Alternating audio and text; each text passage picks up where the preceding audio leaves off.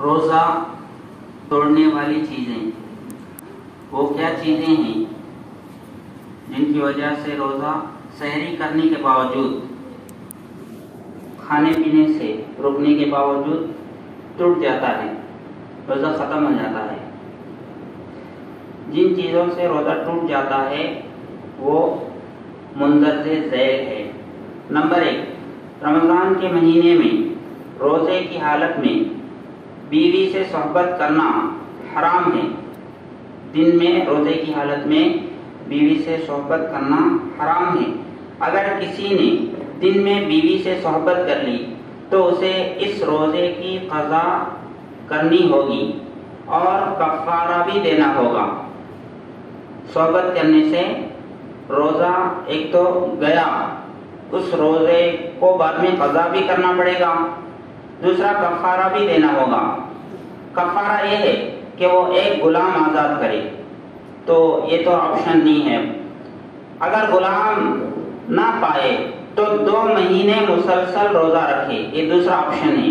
ایک روزہ توڑنے کا سزا یہ ہے کہ 2 مہینے کنٹینیو روزہ رکھے۔ 2 مہینے میں اگر ایک دن بھی مس ہو گیا پھر جو ہے نئے سے پھر 2 مہینے رکھنا پڑے گا روزہ ایک توڑنے کی وجہ سے۔ اگر اس میں 2 مہینے کا مسلسل روزہ رکھنے کی طاقت نہیں ہے تو 60 مسکینوں کو کھانا کھلائے۔ ایک روزہ توڑے تو اگر روزہ 2 مہینے نہیں رکھ سکتا کنٹینیو تو 60 آدمیوں کو کھانا کھلانا پڑے گا، وہ بھی 2 ٹائم کا۔ نمبر 2، جان بوجھ کر کھانا پینا۔ جان بوجھ کر یعنی روزے سے ہے، ان کو معلوم ہے، اسے یاد بھی ہے، پھر بھی کھاتا ہے پیتا ہے تو اس سے جو ہے روزہ ٹوٹ جائے گا۔ لہذا اگر کسی نے روزے کی حالت میں بھول کر کچھ کھا پی لیا تو اس سے روزہ نہیں ٹوٹتا، یعنی اس کو روزہ یاد نہیں ہے اور روزانہ جا کر کہیں ناشتہ کرتا ہے یا پانی پینے کی عادت ہے، لیکن وہ روز کے عادت کے مطابق روزے کی حالت میں بھی کھا لیا پی لیا لیکن روزہ اس کو یاد نہیں ہے تو اس کھانے سے پینے سے روزہ نہیں ٹوٹے گا۔ تو بہت سارے لوگ سمجھتے ہیں اس میں کہ بھول کر کھانے کے بعد سمجھتے ہیں کہ میرا روزہ چلا گیا، حالانکہ اس سے روزے پر کچھ فرق نہیں پڑے گا۔ یہ اللہ کی طرف سے ہے، یعنی اللہ تعالیٰ جسے چاہتا ہے کھلاتا ہے، بھلا کر روزہ بھلا کر اسے کھلا دیتا ہے، اس سے روزہ کچھ نہیں ہوگا۔ نمبر 4، بیداری کی حالت میں اپنے اختیار سے منی خارج کرنا، خواہ استمناء مشتزنی کے ذریعے سے ہو یا بیوی سے صحبت کرنے کے ذریعے سے ہو یا بوس و کنار وغیرہ کے ذریعے سے ہو، یعنی اپنے ہاتھ سے منی نکالنا، تو یہ روزے کو فاسد کرتا ہے۔ شہوت سے اپنے ہاتھ سے منی کو باہر نکالنا یہ روزے کو ختم کرتا ہے، روزے کو توڑ دیتا ہے۔ ایسے ہی بیوی سے صحبت کے ذریعے سے بھی روزہ ختم ہو جاتا ہے۔ بوس و کنار کے ذریعے سے بھی، یعنی بیوی سے چما چاٹی کر رہے ہو اور جو ہے اس کے ذریعے سے اگر منی نکل گیا تو روزہ ٹوٹ جاتا ہے۔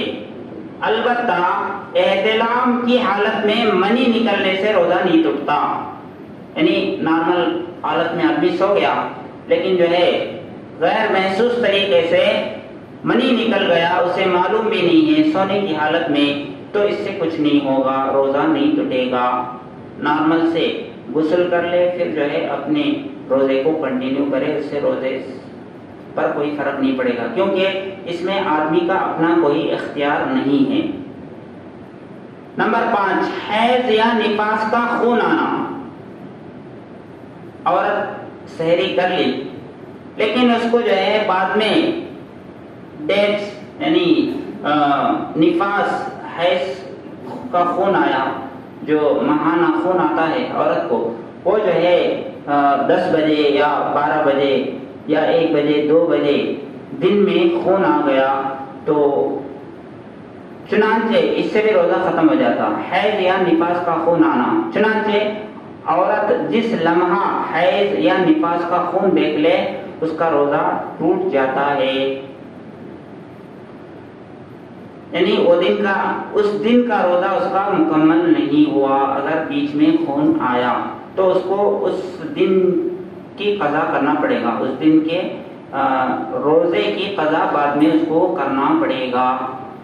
نمبر 6، جان بوجھ کر قے کرنا، ڈوک لینا، ہونا بول کو انگلیاں ڈال کو اندر سے باہر کاٹنا، یہ بھی جو ہے روزے کو توڑ دیتا ہے. یعنی منہ کے راستے سے پیٹ کے اندر سے کھانا یا پانی باہر نکالنا، لیکن اگر خود قے ہو جائے تو اس سے روزہ نہیں ٹوٹتا. ہونا بول کے آدمی منہ ڈال کے قے کرتا ہے تو اس سے روزہ ٹوٹ جائے گا. لیکن اگر ڈوک جو ہے آٹومیٹک نیچرلی طور پر آ گیا، الٹی کر لیا تو اس سے روزہ نہیں ٹوٹے گا. نمبر 7، اسلام سے مرتد ہو جانا، یعنی اسلام کو چھوڑ کر دوسرے مذہب میں چلے جانے سے بھی روزہ ختم ہو جاتا ہے. اللہ تعالی ہمیں اور تمام مسلمانوں کو ارتداد سے بچائے.